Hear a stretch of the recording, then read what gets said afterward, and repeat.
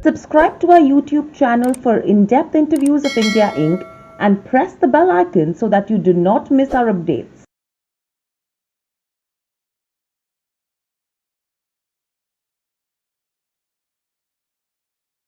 Hello and welcome to Nirmal Bang, ladies and gentlemen. I'm Hiral Dadia. We have with us Amit Jaiswal, CFO at Orchid Hotels, joining in. Welcome to the show, Amit. Pleasure to have you on the show as well and speak to you. Amit, tell me one thing. We spoke whilst the pandemic was at its peak. Now that things have started to settle in, how would you actually describe the journey from the lockdown to now? In fact, from the time when few of your hotels were already given for quarantine centers to now where you have regular guests visiting? See, actually, this pandemic had been a big learning for all of us, whether it is in our professional life, whether it is business, or it is in our personal lives.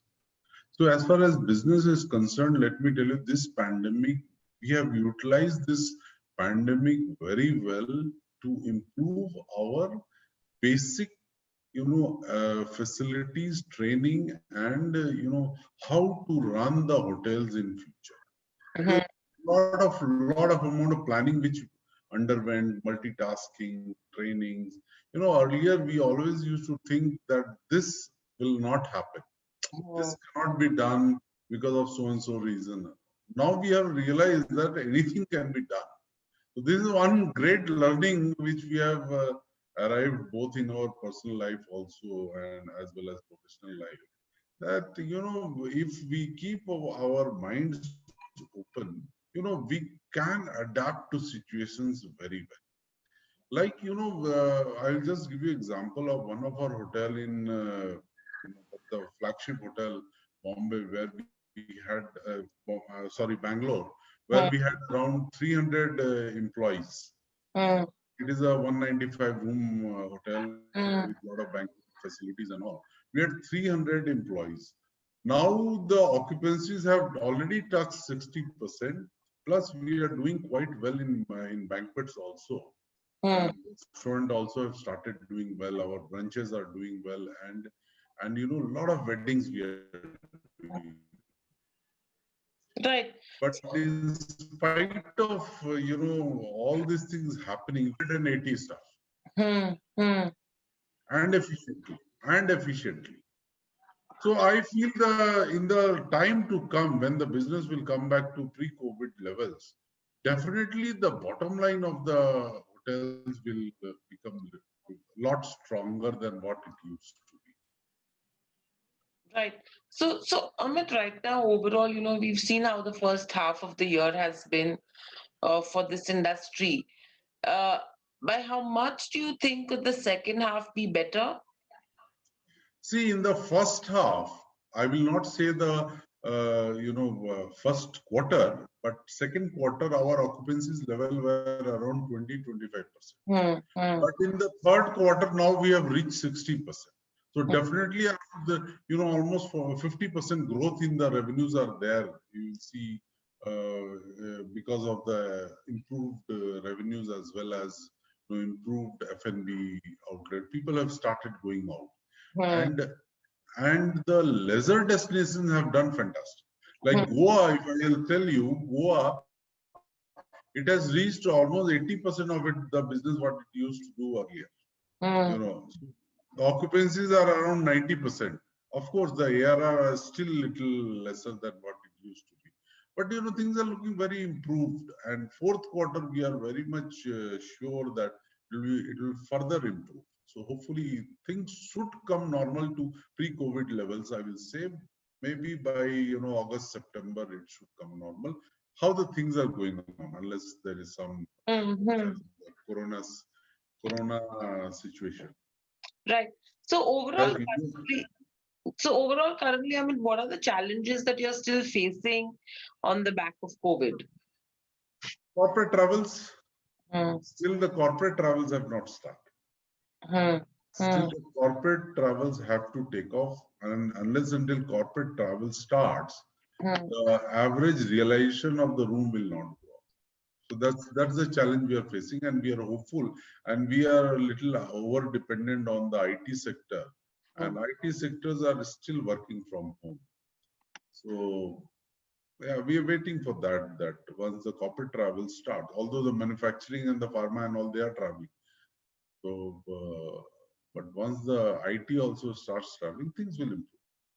Yeah, absolutely. And because IT sector, I think majority of the people that you speak to as well are of the opinion that they're going to expect at least another 6, 7 months more of work from home. So May, June, July is something that they are anticipating by when they will start working from office, and probably that's the time that they could increase travels as well. But overall, with this, apart from that, on the operational front, any other challenges that have persisted? No, there's not much challenges as far as the operational front is concerned. The challenges have been handled well by the industry. In fact, we have learned how to work with lesser cost. All the luxuries we have cut off. Hmm. So I think it's a good learning which has happened and which will help us in a long way going forward. Right. And on the cost cutting measures as well, is it something that is expected to continue for the next 6 to 8 months? As I rightly told you, definitely this will continue not for 6 months or 12 months. It will be the way we will operate. This will become the way we are going to operate because Absolutely. we have learned that when bad time comes, how do you handle? So this will be the way of operations, and ultimately industry will get benefited. Not in the short run, but in the longer run, you will find the industry will get benefited. Absolutely. I think the margins and the profitability of terms of business is something which will improve as well. From here on, again, if you see in terms of where, the government policies are concerned with regards to weddings, government policies with regards to, say, even corporate events, is that something which is impacting as well on the negative side? Or is that being managed because, again, they still have restrictions? No, I'll tell you one thing. Government have see. I should appreciate the government the way they have, way the Indian government have handled this whole pandemic. We have much better. We have handled than the other European and Correct. American countries. So I will not blame the government, but yes, of course, you know, uh, things have to now open up. Things have it's required now. It's high time that things gets opened up, and then only we will be able to understand how does the normalcy can return. Government has controlled. We have followed also. All the hotels have followed the government guidelines, and we have not. We have also not tried to tried to do something out of the way to handle this situation. We have abided by the rules, and it was in the good of the entire society. Mm. Right. So from here on, which segments of business do you think are going to be growth drivers? Because when we see our business portfolio as well, we do have owned hotels, we have leased hotels, we have managed and franchised hotels as well. So which portion of this is going to be a growth driver according to you? Leisure. First is the leisure destination. They will be the this thing. Mm, And let me tell you one thing that Indians are now bugged up sitting inside the home. mm, They all want to go out with families correct. and friends. And because the international travel is not opened, so the Indian leisure destinations will continue to do very well in next coming 1 year. They will do tremendously well, and India is a big country, and I also appeal to the entire society that you must see the different parts of India. We have good facilities now. It was not there 10, 15 years back now, but good facilities are there. So we must travel and see India. So the leisure destination will do well, and all the destinations which can be reached by car, definitely they are going to do Right. So on that front, do you think there is going to be a need for Royal Orchid to incur any capex to develop on that front, or do you think we have enough inventory to meet the needs? well. No, see, we are growing very fast. Hmm, Well, if you see in last 1 year, that is after pandemic, we hmm, have almost signed 9 hotels. correct. Okay. And we continue to sign hotels going forward. We are also signing a lot of revenue share hotels. where little capex will be required, like the lease deposit or some working capital will be required, and we have the means to handle those situations, and that is the way forward. And of course, we are going on signing managed hotels. Right now, if I take my inventory, we have reached around 69 hotels already. So we want to touch 100 hotels in next couple of years, and we are right on the path. But of course, not with heavy capex deployment. We want to deploy a lot of heavy capex because taking debt and doing business right now is advisable. Correct. And overall, right now, we've been always in that 70 to 75% bracket with the average occupancy. The average room rates have been in the range of 4,000 to 4,200 odd. Where does it stand? Occupancy, you already told me, but in terms of the average room rates, where are we right now? It is below 3,000. Okay, and by when do you expect the average room rates to come back to normal? Will take at least another 8-9 months. By October only, we expect that we'll come back to the level what we had pre-COVID levels. And believe me, if we are able to reach the pre-COVID level of average rates, the profit margin will be much higher than what it used to be earlier. Correct. On the cost-cutting measures that you've Because taken. because I feel that 30% cost cutting is very much possible. 30%. And I think that's something which none of the companies would have really sat down and thought of as well if there was no COVID, right? Yes. And that is why if you really look at our balance sheet, we have published in the half-yearly balance sheet also. We are at a much better cash position than any of the companies which are there with our competition or something. Right. And then from here on, Amit, a lot of eyes are on what the government could announce in the budget for the industry. Now, during COVID, do you think enough has been done for the hotel industry by the government? See, basically, if you really look at it, government has not done anything. Anything for the hotel industry, they have not done anything, barring that, little relief in the repayments of the debt. That also they have only postponed it. It's not that we are not bearing the interest. We are bearing the interest cost. They have just postponed. They have given some relief till August 30 for the repayments. That's the only thing government has done. Government has not done anything. And in the, government can do much more than what it is. It's a core sector. Hospitality is a core sector. It drives a lot of foreign currency also. And we have earned a lot of foreign currency for the government in the past. So we are looking for support from the government. Right. So when you talk about support from the government, do you think the hotel industry should be accorded the infrastructure industry status? Absolutely. Why not? My question always had been whenever we have sat with the government agencies as well as the department, we have always discussed why is that hotels should not be considered as an infrastructure. We are part of the growth story. Make in India. You are telling that all the government is telling everybody to come and make in India. How will they make if we don't have the infrastructure? Correct. Where will they stay? How will they travel? So if you really look at the economy, that kind of growth, you need to give infrastructure. You need to give roads. You need to give transport. Similarly, you need to give hotels also. Of course, you can have a cap. Right now, the cap is 200 crores. Any hotels above 200 crores comes under infrastructure.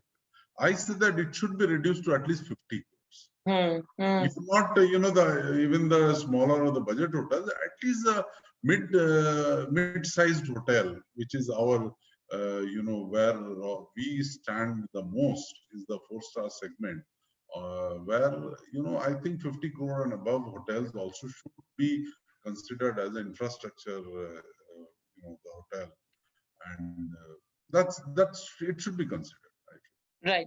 Apart from that, I mean, another recommendation that I've been hearing lately is with regards to where the power tariffs are concerned. The tariffs are usually higher for hotels versus what is applicable to industries. Do you think there could be any uniformity or the gap could be narrowed over there? See, the electricity cost is the biggest killer for the hotels. Hmm. Especially, let me tell you, in Maharashtra, it is killing. The cost of electricity in Maharashtra compared to other states is very high. So the electricity cost, we call it in our, terms in hotels is the HLP, heat, light, and power. That's a major cost which a hotel incurs, and that is only killing. And definitely, I feel that like other infrastructure industries, the kind of subsidized electricity the government gives, the same should be extended to hotels also. Right. And Amit, apart from these two, anything else you think that the budget should be considering as giveaways for the hotel industry post the pandemic? Yes, in the budget we are appealing to the government that even the GST rates Hmm. they have reduced 7.5 and below is 12% tax, but the F&B cost remains at 18%. If you want to take the input credit, and because we are creating a demand, you want to take input, you have to charge 18% on the F&B. Hmm. Because there the term has come as the published tariff. If your published tariff, even one room you have sold for more than 7,500, then you need to pay charge your F&B at 18% in case if you want to take the input tax. So all the hotels are charging 18%. So Hmm. that should be even the F&B should be either the same as the room GST or little lesser also, because the margin in the F&B is very, very less than the rooms. So Hmm. that we are appealing to the government to consider it. Let's see how the government reacts. Right. And overall, if you see in terms of what the hotel industry is concerned as well, in spite of all the recommendations that have been made as well, do you think fundraising is something which is going to be crucial with regards to growth? Because clearly, this 1 year has been a washout for majority of the industries and various sectors. But could fundraising be on the cards for a company like yours? See, fundraising, as far as fundraising is concerned, let me tell you, no financial institutions or banks are touching hotel industry right now. Mm-hmm. They are not touching it. When things improve, probably they will come back to fund the hotel projects and all.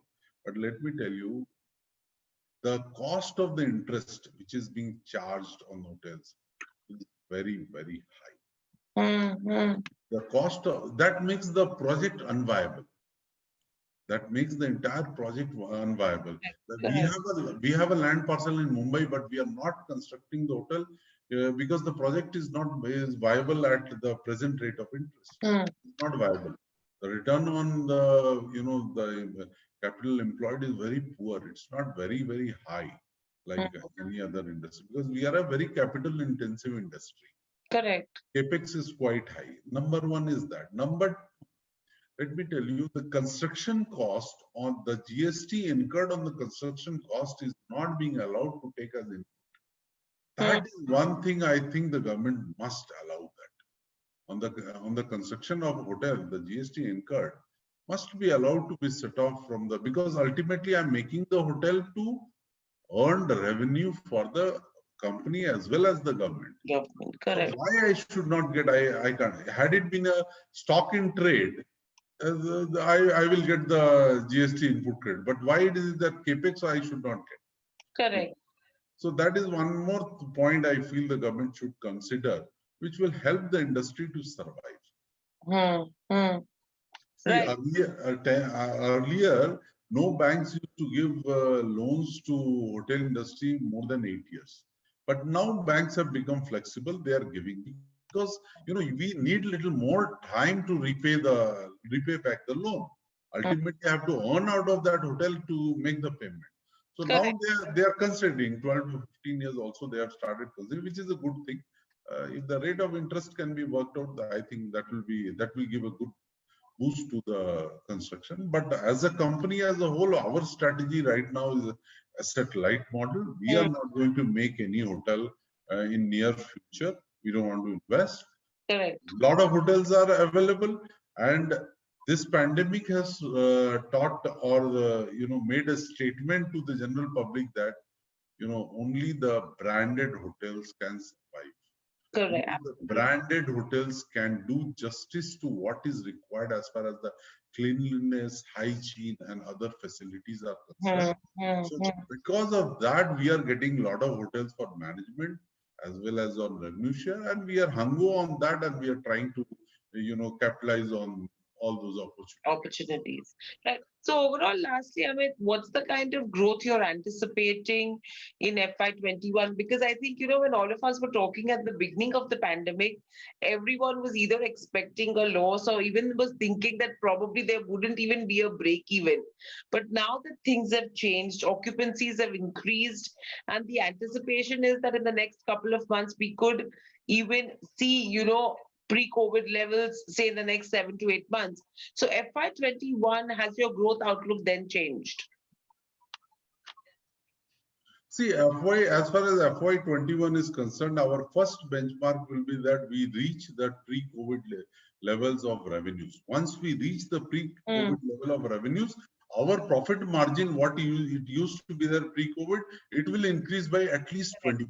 At least 20% margins will go up. So that will help the company in a big way. Then next year there will be a growth in the revenue as well as the profit in a big way. That's we are able to foresee. Absolutely. And I think that should be everyone's focus from here on as well, because stability and resilience is the key in such unprecedented times. And very rightly pointed out by you that the ones who are branded, the ones who've maintained a good history over the last couple of years are the ones who are able to survive in these unprecedented times as well. Thank you, Amit, so much for joining us on the show. It was a pleasure to speak to you. Hoping that all of the recommendations that the association has made are accepted at the budget and some positivity is announced for the industry as well. So it's good work and leisure for everyone around. Thank you and stay safe. Thank you so much, Hiral. Thank you so much.